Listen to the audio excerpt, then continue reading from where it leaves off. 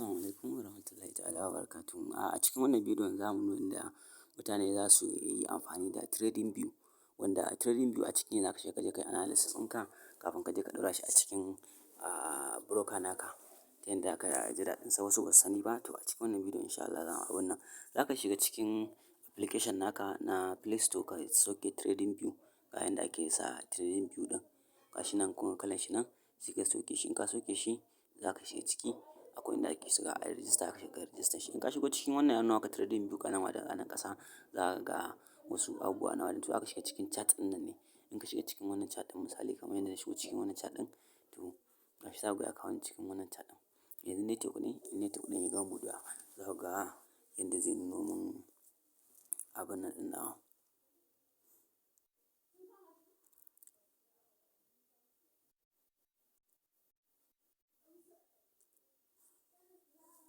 Network ne ina so ya ɗan kuma abun nan ɗina, gashi ba na son bidiyon kuma ya yi tsawo.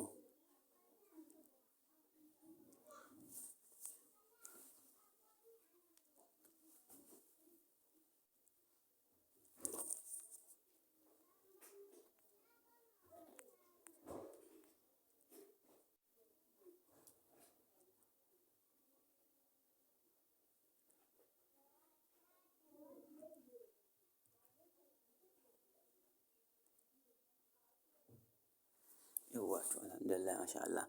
Idan ya buɗe maka ya fito da kai cikin wannan Trading View ɗin naka, already aka sa wayanka tana rotating, tana rotating. To in ya fito da kai misali tana rotating ɗin nan, za ka karkata wayanka ta koma haka. Yauwa, to gashi nan wannan ta koma haka. Dan ina kan wani analysis ne na Euro USD. So misali zan canza fiat ɗina, zan koma misali GBP USD. Shi ma already akwai abun nan a kansa misali.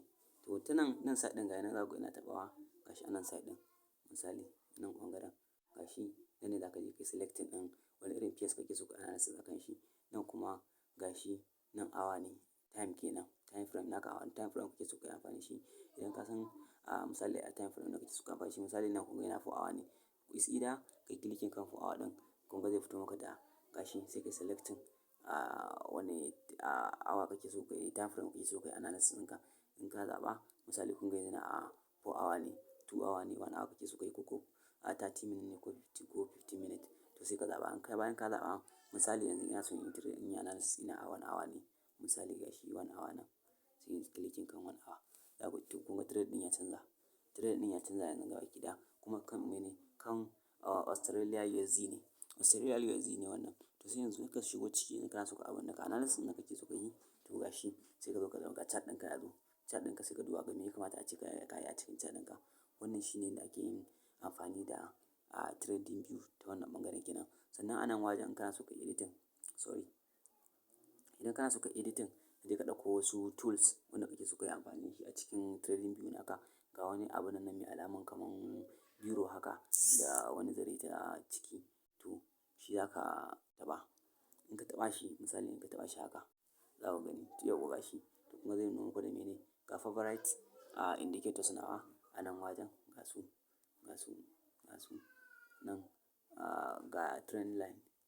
Sannan nan ga Fibonacci group ɗin duk wani Fibonacci da kake nema. Ga geometric shape, duk wasu shape da kake so abun nan, ga kuma alternation. So dukansu nan a nan duk wani abun da kake nema nan za ka shigo gashi, wannan kenan. Sannan idan kana so za ka je ka ɗauko wani shi ma indicator, wasu indicator wanda aka yi ƙasa su kamar irin su volume, MACD da sauran su haka. To za ka shigo cikin nan ne inda aka rubuta FX ɗin nan, gashi an rubuta FX. Za ka shigo, za ka gan su gasu nan gasu irin Bollinger Band, gasu average to range, gasu EMA, gasu Fibonacci da sauran su. Duk wannan su ne yanda ake abun nan. Misali yanzu ina so in yi adadin moving average, convergence divergence misali, za ku gani. Yauwa kun ga na clicking kan shi. To yanzu na fita, za ku ga kun ga ya fito, gashi nan ya fito a nan wajen, ya fito a nan wajen. Kun gani?